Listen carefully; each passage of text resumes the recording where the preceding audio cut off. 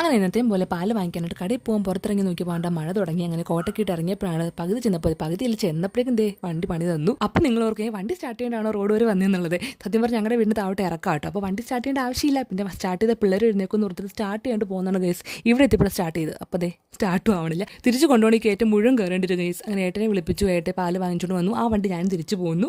എൻ്റെ വണ്ടി ഏട്ടെ ഒന്നിക്കൊണ്ട് പോകുന്നുട്ട് ഇങ്ങോട്ട്. അങ്ങനെ അതിൻ്റെ ഒരു സങ്കടമായിരുന്നു രാവിലെ മുഴുവനും. അപ്പോഴേക്കും തെച്ചൂട്ടി എഴുന്നേറ്റ് വന്നു. തെച്ചൂട്ടി കരയാണ്ട് അല്ലു അവനെ എഴുന്നേപ്പിക്കാണ്ട് വന്നുകൊണ്ട് തന്നെ കുറച്ചിനും കൊഞ്ചിക്കാനൊക്കെ അവളെ സമയം കിട്ടിയിട്ടോ. അധികം സമയം കിട്ടിയില്ല. അടുത്താൾ അപ്പോഴേക്ക് എഴുന്നേറ്റു. അവനെ എടുത്തുകൊണ്ട് വന്ന കണ്ടപാടത്ത് തെച്ചൂട്ടി കാരണം അങ്ങ് ഇരുന്ന് നിലത്ത്. അല്ലെങ്കിൽ അല്ലുക്കുഞ്ഞിനേക്കാളും കുറച്ച് കുഞ്ഞു കുശുമ്പോൾ തെച്ചൂട്ടി കട്ട കൂടുതല. അത് അങ്ങനെയല്ലേ വരുള്ളൂ.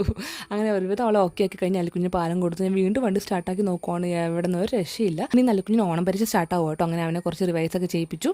എന്നിട്ട് അവനെ കുളിപ്പിച്ച് റെഡിയാക്കി ഇത് ഫുഡൊക്കെ കൊടുക്കാൻ നോക്കുവാണ് കേട്ടോ. അപ്പോൾ ഇന്ന് എക്സാം ആണെങ്കിൽ പോലും വൈകുന്നേരം വരെ ക്ലാസ് ഉണ്ടെന്ന് പറഞ്ഞുകൊണ്ട് തന്നെ ഞാൻ ടൈം ടേബിളൊക്കെ നോക്കി ബുക്സൊക്കെ വെക്കുവാണേ. ഇത് കണ്ടോ കേസ് അല്ലുക്കുഞ്ഞിൻ്റെ മോഡൽ ക്വസ്റ്റ്യൻ പേപ്പർ. LKG വരെ ക്വസ്റ്റ്യൻ പേപ്പർ അല്ലേ. അങ്ങനെ അവനെ റെഡിയാക്കി